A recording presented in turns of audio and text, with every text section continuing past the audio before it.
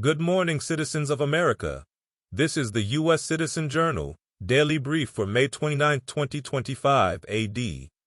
I'm here to bring you the latest news from around the world. Let's dive into today's top stories. Court voids tariffs, state to revoke student visas, Musk exits administration, FAA, departures, Chinese robots dominate factory. 1. Court voids Trump tariffs, admin to appeal. A federal trade court ruled President Trump didn't have the authority to impose sweeping tariffs on virtually every nation, voiding the levies that have sparked a global trade war and threatened to upend the world economy. 2. The decision on Wednesday from the Court of International Trade blocked one of the Trump administration's most audacious assertions of executive power. Under the International Emergency Economic Powers Act of 1977.3. Shortly after the decision was handed down, lawyers for the Trump administration notified the court they will appeal. The court does not read EIPA to confer such unbounded authority and sets aside the challenged tariffs imposed thereunder, a three-judge panel wrote. 4. Trump has used EIPA to underpin most of his second-term tariffs. From duties on Canada, Mexico and China imposed over fentanyl smuggling to the far-reaching reciprocal tariffs levied in early April on virtually every U.S. trading partner. 5. Trump later paused the reciprocal tariffs for 90 days to allow for negotiations. 6. The Trump tariffs led to several challenges in the Court of International Trade and in federal courts around the country. 7. The Trade Court, which has nationwide jurisdiction over tariffs and trade disputes, was the first to rule on requests for injunctions after holding hearings in 2 cases. Appeals from the court are heard by the U.S. Court of Appeals for the Federal Circuit and ultimately the Supreme Court. 8. If upheld, the ruling means the Trump administration must find another justification for its global tariffs. The administration has previously contemplated imposing duties under Section 301 of the Trade Act of 1974, which allows for tariffs that counter unfair foreign trade practices. 9. That is the provision Trump used to underpin his first-term tariffs on China and is considered to be on firmer legal footing than EIPA. The Liberation Day tariffs placed 10% levies on every nation. Trump imposed even higher rates on many countries he deemed bad actors, but later announced a 90-day pause on those duties. Trump ratcheted up tariffs on China to as high as 145% and then lowered them again to 30%. Justice Department attorneys said that the tariffs were necessary to address a U.S. trade deficit that had increased by 40% in the last 5 years. The deficit, they said, has had a cumulative effect on the country's economy, threatening its supply chain, manufacturing, and military preparedness. 10. Editor's note: Next, the Justice Department will appeal the trade court ruling to the U.S. Court of Appeals for the Federal Circuit. That court will review the case over the coming year and almost certainly be followed by a Supreme Court showdown in the 2026-27 term. 11. That means the justice's final word will likely land after the 2026 midterms, but before the 2028 presidential race, guaranteeing that trade policy and the limits of presidential power dominate that campaign. While the case climbs the legal ladder, the current tariffs remain on ice, unless the U.S. Court of Appeals for the Federal Circuit stays the trade court order while they review the case, or the White House revives them under a different statute. The bigger message is that this fight is about how much unilateral economic muscle a president may flex. If Congress wants the duties back in force sooner, or to head off another courtroom defeat, it can simply pass a new law authorizing specific tariffs, but until then the legal and political drama will keep unfolding on 2 stages, the Federal Circuit's docket, and, soon enough, the steps of the Supreme Court. Wall Street Journal. 2. U.S. to revoke Chinese student visas amid security concerns. U.S. Secretary of State Marco Rubio has said the Trump administration would aggressively revoke the visas of Chinese students in its latest effort to crack down on foreigners hoping to study in the U.S. 12.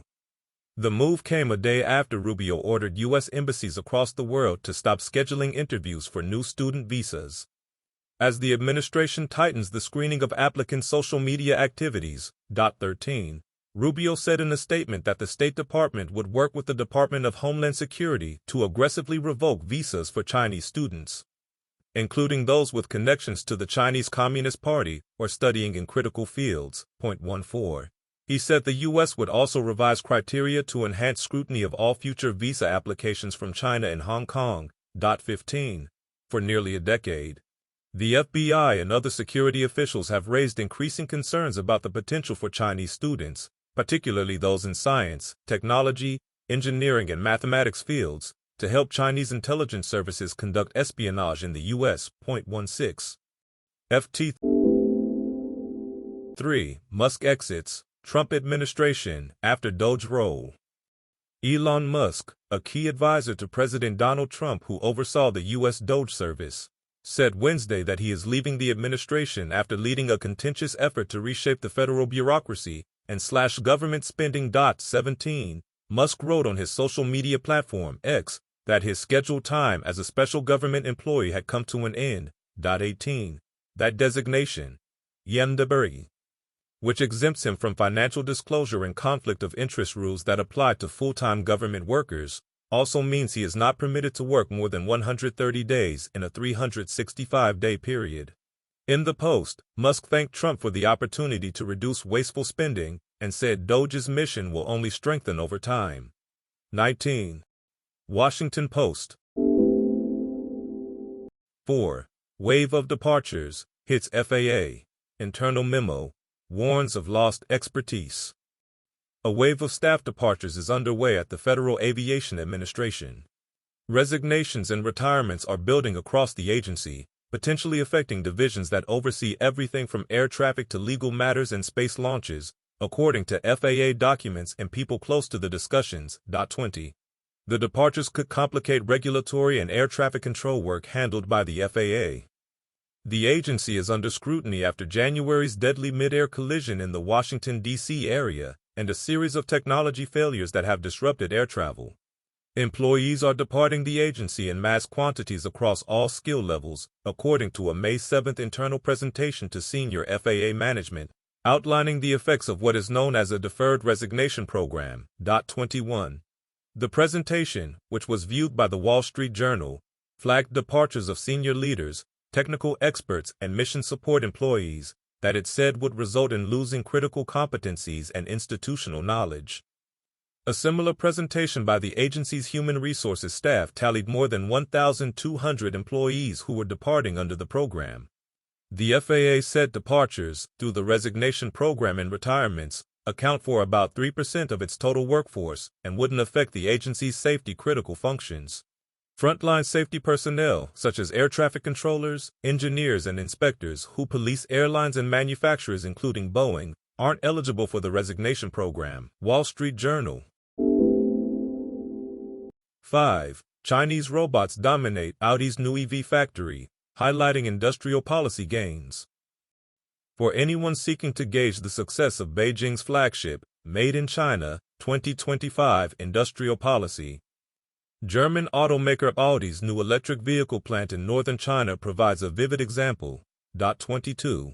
Industrial robots from Chinese-owned companies, one of the key targets of the policy, dominate the production line, starting with an automated press that stamps metal sheets into door panels.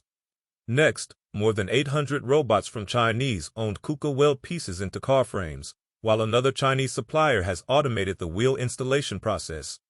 The robots outnumber the humans on each shift. We weren't expecting to automate so many processes in China, but the Chinese supplier's pricing is very low, says Tobias Liebeck, Audi's head of manufacturing engineering at the Changchun plant. China now has more robots per 10,000 workers than Germany. Launched by Beijing a decade ago with the aim of dominating 10 advanced industries, the Made in China plan sought to achieve 70% domestic market share across Chinese manufacturing in core basic components and key basic materials by this year. 23. In addition to robots, the other target sectors range from advanced rail equipment, high-tech maritime vessel manufacturing, and aerospace and aviation equipment to electric vehicles and next-generation information technology. The policy marked a historic turning point not only for Chinese manufacturing but for the global economy. The Made in China plan helped create a massive rupture in Beijing's trade relations with Western partners and has shaped how modern governments think about industrial policy. FT May 29, 1953. Edmund Hillary and Tenzing Norgay reach Everest summit. That's all for today's brief. Join us again tomorrow for more news and updates. This show was produced by Greg Loving, wishing you a great day ahead. Please follow and rate us on Apple Podcasts or Spotify. It helps other listeners find us. Stay informed and ad astra per aspera.